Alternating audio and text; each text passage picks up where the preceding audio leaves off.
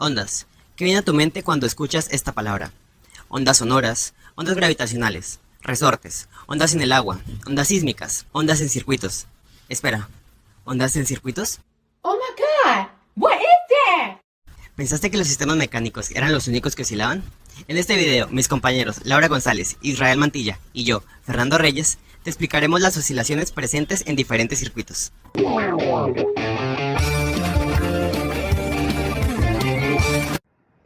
Para comprender el comportamiento de los circuitos eléctricos, realicemos una analogía con el péndulo simple. Cuando tenemos un péndulo simple sin amortiguamiento y este empieza a oscilar, en los puntos máximos de la trayectoria, la amplitud será máxima, mientras que la velocidad será cero. En la posición de equilibrio, la amplitud es cero y la velocidad es máxima. En los circuitos LC, Aguanta, ¿y qué tiene que ver todo esto con corriente, voltaje y circuitos? primero que todo, los circuitos LC están compuestos de dos elementos que almacenan energía, el inductor y el capacitor. La corriente y el voltaje van y vienen, o mejor dicho, oscilan, creando ondas sinusoidales. Para entender el comportamiento de estos dos fenómenos físicos, estudiemos qué pasa cuando se cierra este tipo de circuitos. Partamos de que en un primer momento el capacitor almacena una carga Q y no hay corriente en el sistema. Justo cuando se cierra, empieza a circular un voltaje inicial. Ese voltaje genera una corriente en el inductor, lo que hace que éste empiece a almacenar energía en su campo magnético. ¿Y de dónde viene esta corriente? Esta corriente proviene del capacitor. Pero entonces te estarás preguntando, ¿y qué sucede con el capacitor? Pues mira, la corriente en el circuito va a circular desde la placa superior del capacitor hasta su placa inferior. Entonces debes considerar que si la carga disminuye, el voltaje también lo va a hacer. Después, con el tiempo, va a llegar un momento en el cual las cargas superior e inferior se igualan, y el voltaje en el capacitor va a resultar ser igual a cero. Pero este no es el fin de todo, pues en el inductor hay una corriente que fluye a pesar de que el voltaje es cero, y esto es gracias al campo magnético relacionado con el inductor que la mantiene en movimiento. Sin embargo, luego de cierto tiempo, la placa inferior presenta mayor carga positiva que la superior.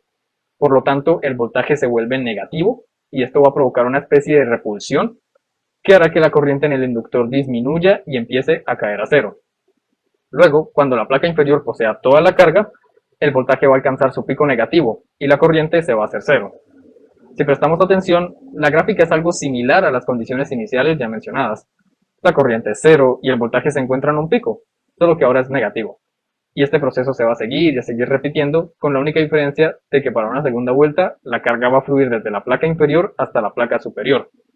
Si asumimos un sistema ideal, uno sin resistencia sería en este caso, las oscilaciones se van a repetir infinitamente. Uy, espera.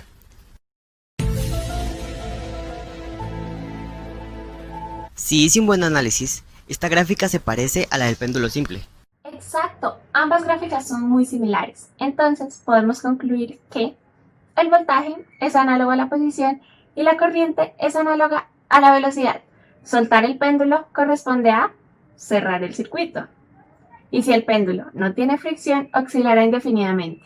Si el circuito no tiene resistencia, la corriente y el voltaje también lo harán.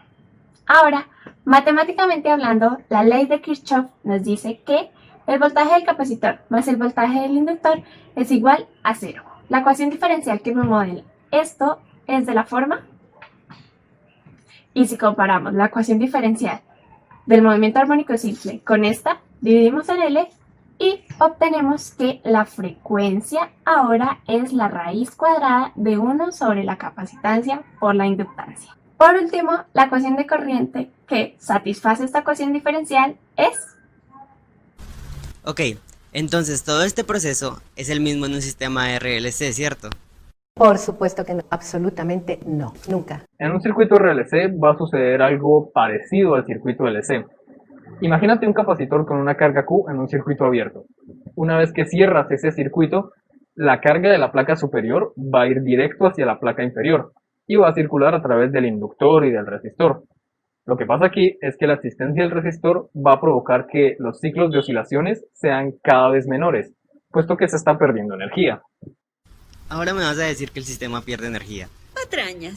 En un primer momento, el resistor y el inductor tienen corriente y voltaje cero. Cuando se cierra el interruptor, aparece una corriente a través de él. Como ahora está fluyendo una corriente a través del resistor, la ley de Ohm nos dice que habrá una caída de potencial.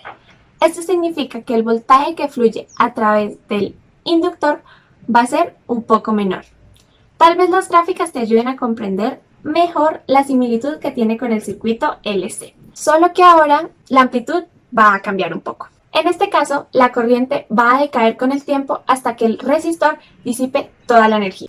Este tipo de gráfica se me hace muy conocido. Exacto.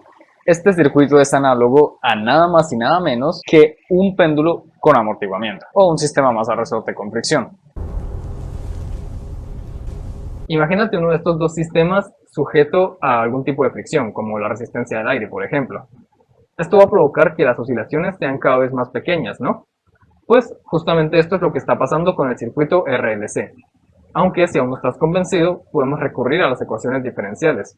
Analicemos cuán parecidas son esa ley de Kirchhoff y esa segunda ley de Newton para un sistema amortiguado. Fíjate en la ley de Kirchhoff que si divides todos los términos en la inductancia, pues podemos darnos cuenta de que la constante de amortiguamiento aquí viene a estar dada por la relación entre la resistencia y la inductancia, así como la frecuencia natural pasa a estar dada por la raíz de 1 sobre la capacitancia por la inductancia. Aquí empieza a cobrar más sentido, ¿no? Para un circuito RLC debemos procurar que la resistencia sea pequeña para permitir que éste oscile. Creo que con todo lo que han explicado, puedo definir qué pasa cuando en un circuito, aparte de una resistencia, hay una FEM, aunque algo me hace predecir que será utterly horrible and fascinating. En un primer momento se le suministra energía al sistema, por medio de una FEM, la cual actúa como una fuerza impulsora, contrarrestando la pérdida provocada por el amortiguamiento. A estas se les conocen como oscilaciones forzadas. Este suministro de energía estabiliza el sistema y con el tiempo lo llevará a una fase estacionaria. Observemos que la ecuación de voltaje de la batería está modelada como una función sinusoidal. Analizando la malla del circuito usando la ley de Kirchhoff, sabemos que el voltaje en la FEM es equivalente a la suma de voltajes en la resistencia, el capacitor y el inductor. Si lo observamos como una ecuación diferencial y ahora la comparamos con la ecuación diferencial conocida de oscilaciones forzadas, notamos similitudes para la frecuencia natural y el coeficiente de amortiguamiento.